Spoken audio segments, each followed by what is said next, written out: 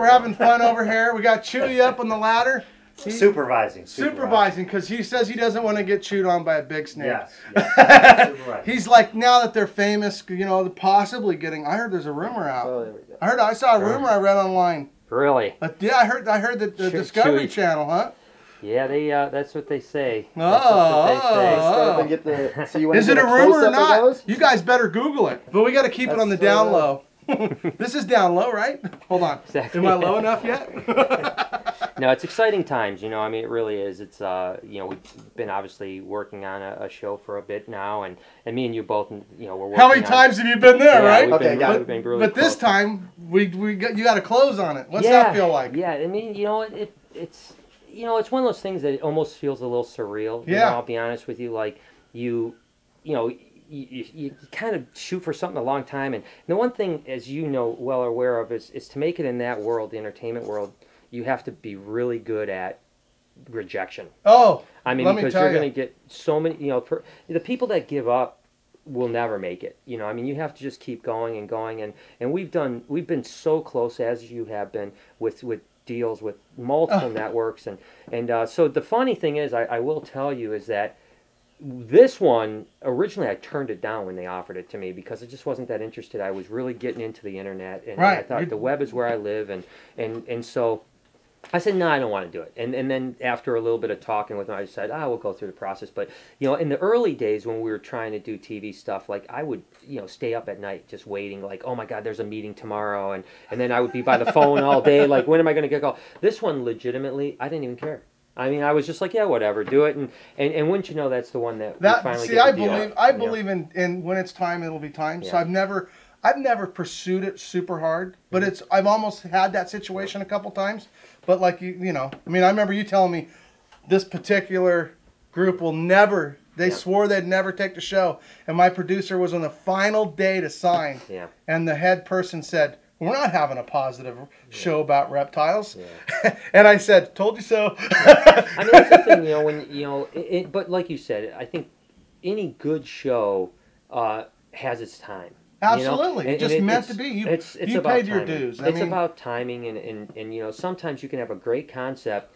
I mean, you know, look at Duck Dynasty, as a matter of fact. I'm not saying it was a great show, but they tried to pitch that show for years. Right. And no one picked it up. And then when A&E finally did pick it up, it took them a year to get it into development. Right. And a lot of people don't know. Originally, they were going to make them rich like they ended up. Then they were going to make them poor, and then they ended up going back to rich in the show. I mean, literally, the network didn't even know what to do. And then finally, when the show was out, it became the biggest reality hit ever.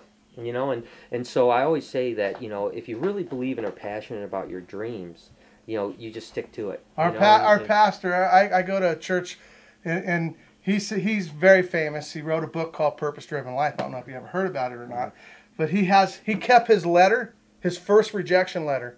He wrote the book. He wrote the guidelines of the book, sent it into a really famous place, and they sent him back a letter saying it will never work. Yeah. He saves that because he says that is part of what makes him successful. Yeah. You got to believe in it beyond yourself. Yeah, and when the time comes, it comes. You will get your, you know, the door slammed in your face more times than not. I mean, I've been in so many TV meetings where, you know, executives have said, you'll never do TV. When you have a dream in your heart, it's your dream. It's not necessarily their dream, so they don't have to see it. It'll just happen. But, you know, the thing I always say is that, you know, just because, you know, you do a TV series or you get a gig on something, it doesn't really mean a lot. You know, it's more about... Yeah, absolutely. To me, to me, honest to God, Jay, it's the platform that I wanted. I want the platform to be able to talk to people about our love of animals. And it doesn't matter even what the show is about per se, as long as it's not a negative show. It's the fact that, you know, I always tell people, when something negative happens, let's say a retic gets loose, or a crocodile, you know, gets loose, or something like that, are they going to call the herpetologist, which they should, or are they going to call the guy on TV? Exactly. And unfortunately, the guy on TV always isn't the best guy for that, but you know what? That's what people do. And so if I have the platform to get that phone call and then put our side in the love of animals, that's more important to me than what the series is about, or what even the message of the series is. Do you remember HR 669? Absolutely, yeah. Now, Brian had already had a following with HR 669 when they tried to take away everything that didn't live in the United States. Yep.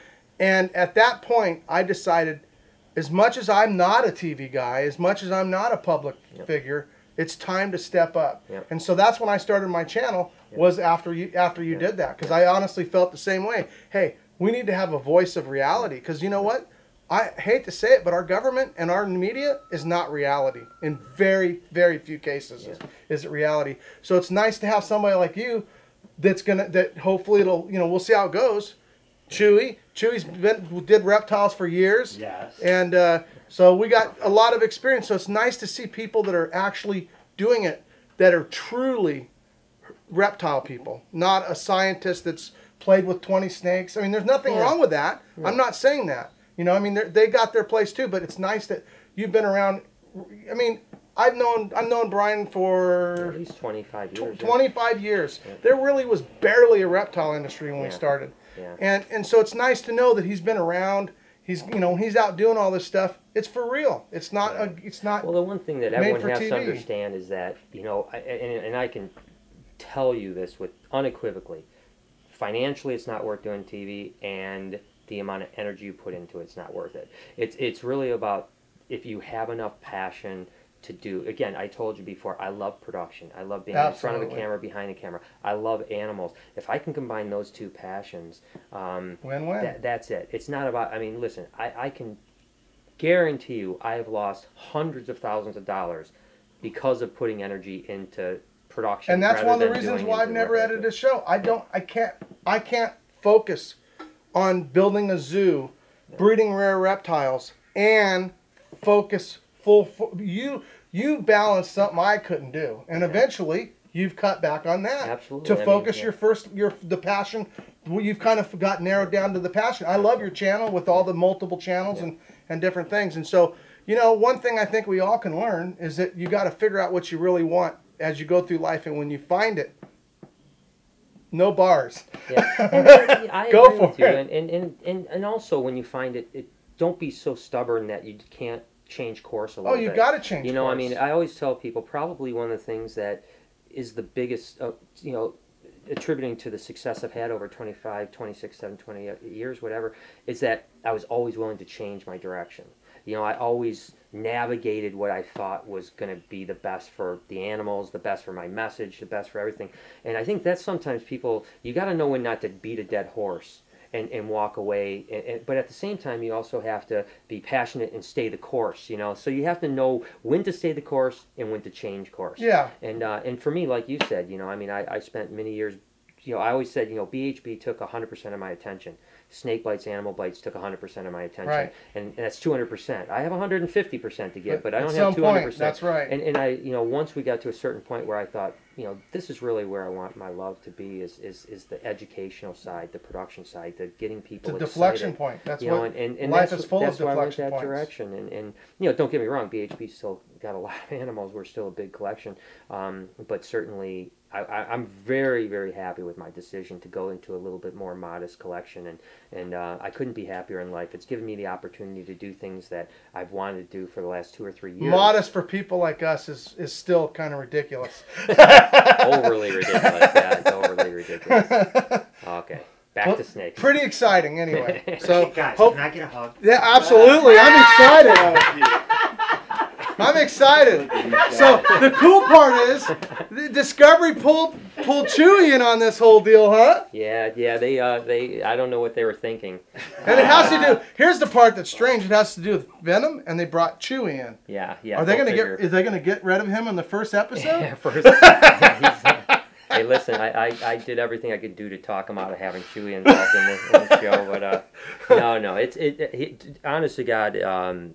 It was really amazing how well he did, and messing with deadly animals, and he really I couldn't be more proud with how far he came. I mean, dead serious. He when it started out, I was pretty nervous. Right. I was pretty nervous, and by the time we were really into it, he was a pro, man. You guys got it figured out what we're talking about yet? We're not talking about Burmese or retics or corn snakes or milk snakes. We're talking about things that kill you with one bite. After they're done, you might get a couple steps. Yeah, no, we definitely were playing with death for a long time, and you're both still alive. Tell about it. No, it was fun. I mean, hey, you're never more alive than when you're on the end of a a deadly snake. You know? So we're gonna get back to playing with some of what I love, reticulated pythons.